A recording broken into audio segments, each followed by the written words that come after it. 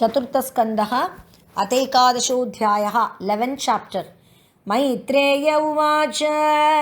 निशम्य गततामेवं ऋषीणां धनुषिद्रुवः सन्ददे अस्त्रमुपस्पृश्य यन्नारायणनिर्मितं सन्धीयमान एतस्मिन्माया गुह्यकनिर्मिताः क्षिप्रं विनेशुर्विदुरक्लेशा ज्ञानोदये यथा तस्यार्शास्त्रं धनुषिः प्रयुञ्जतः सुवर्णपुङ्काः कलहंसवाससः विनिश्रिता आविविशुः द्विषद्बलं यथा वनं भीमरवाशिखण्डिनः तैस्तिग्मधारैः प्रदने शिलीमुखैः इतस्ततः पुण्यजना उपद्रुताः तमभ्यधावन् कुपितायुधायुधाः सुपर्णमुन्नद्धफणा इवाहयः सतान् पृषत्कैरभिधावतो मृधे निकृत्तबाहुरुशिरोदरोदरान् निनाय लोकं परम् अर्कमण्डलं व्रजन्ति निर्भिद्ययम् ऊर्ध्वरेतसः तान् हन्यमानान् अभिवीक्ष्य गुह्यकान् अनागसः चित्ररथेन भूरिशः औत्तानपादिं कृपया पितामहो मनुर्जगाद उपगतः सहर्षिभिः मनुरुवाच अलं वत्स अतिरोषेण तमोद्वारेण पाप्मना येन पुण्यजनानेतान् अवधीहि त्वं मनागसः न अस्मत्कुलोचितं तात कर्मैतत्सद्विगर्हितं पदो यदुपदेवानाम् आरब्धस्ते कृतैन सां ननु एकस्यापराधेन प्रसङ्गाद् भगवो हताः भ्रातुर्वदाभितप्तेन त्वयाङ्गभ्रातृवत्सल नायं मार्गो हि साधूनां ऋषिकेशानुवर्तिनां यदात्मानं परागृह्य पशुवद्भूतवैशसं सर्वभूतात्मभावेन भूतावासं हरिं भवान् आराध्यापदुराराध्यं विष्णोः तत्परमं पदं सत्वं हरेः अनुद्यातः तत्पुंसामपि सम्मतः कथं तु अवध्यं कृतवान् अनुशिक्षन् सतां व्रतं तितिक्षया करुणया मैत्र्या च अखिलजन्तुषु समत्वेन च सर्वात्मा भगवान् सम्प्रसीदति सम्प्रसन्ने भगवती पुरुषः प्राकृतैर्गुणैः विमुक्तो जीवनिर्मुक्तो ब्रह्मनिर्वाणमृच्छति भूतैः पञ्चभिरारब्धैः योषित्पुरुष एव हि तयोर्व्यवायात् सम्भूतिः योषित्पुरुषयोरिह एवं प्रवर्तते सर्गः स्थितिः संयम एव च गुणव्यतिकराद् राजन् मायया परमात्मनः निमित्तमात्रं तत्रासीत् निर्गुणः पुरुषर्षभः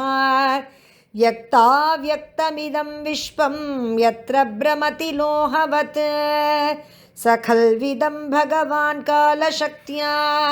गुणप्रवाहेन विभक्तवीर्यः करोति अकर्तैव निहन्त्य हन्ता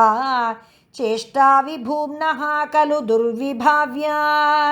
सोऽनन्तोऽन्तकरः कालः अनादिरादिकृदव्ययः जनं जनेन जनयन् मारयन् मृत्युनान्तकं न वै स्वपक्षोऽस्य विपक्ष एव वा परस्य मृत्योः विशतः समं प्रजाः तं धावमानम् अनुधावन्त्यनीशा यथा रजांसि अनिलं भूतसङ्घाः आयुषो अपचयं जन्तोः तथैव उपचयं विभुः उभाभ्यां रहितस्वस्थः दुस्तस्य विदधात्यसो केचित् कर्म वदन्त्येनं स्वभावम् अपरे नृप एके कालं परे दैवं पुंसः काममुतापरे अव्यक्तस्य अप्रमेयस्य नानाशक्ति उदयस्य च न वै चिकीर्षितं तात को वेदात स्वसम्भवम् न चैते पुत्रकभ्रातुः अन्तारोदनदानुगाः विसर्गादानयोस्तात् पुंसो दैवं हि कारणम् स एव विश्वं सृजति स एव अवतिहन्ति च अतापि हि अनहङ्कारात् नाज्यते गुणकर्मभिः एष भूतानि भूतात्मा भूतेषु भूतभावनः स्वशक्त्या मायया युक्तः सृजति अत्ति च पाति च तमेव मृत्युममृतं तात दैवं सर्वात्मना उपेहि जगत्परायणम् यस्मै बलिं विश्वसृजो हरन्ति गावो यथा वैनसि दामयन्त्रिताः यः पञ्चवर्षो जननीं त्वं विहाय मातुः सपत्न्या वचसा भिन्नमर्मा वनं गतः तपसा प्रत्यगक्षम् आराध्य लेभे मूर्ध्नि पदं त्रिलोक्याः तमेनमङ्गात्मनिमुक्तविग्रहे व्यपाश्रितं निर्गुणमेकमक्षरम् आत्मानमन्विच्य विमुक्तमात्मदृग् यस्मिन्निदं भेदमसत्प्रतीयते त्वं प्रत्यगात्मनिददा भगवती अनन्त आनन्दमात्रमुपपन्नसमस्तशक्तो भक्तिं विधाय परमां शनकैः अविद्याग्रन्थिं बिभेस्यसि ममाहमिति प्ररूढम् संयच्छ रोषं भद्रं ते प्रतीपं श्रेयसा परम् श्रुतेन भूयसा राजन् अगदेन यथामयम् यो नोपसृष्टात् पुरुषात् लोक उद्विजते भृशम् न बुधः तद्वशं गच्छेदिच्छन् अभयमात्मनः हेलनं गिरिशः भ्रातुः दनदस्य त्वया कृतं यज्जग्डिवान् पुण्यजनान् भ्रातृघ्नानित्यमर्षितः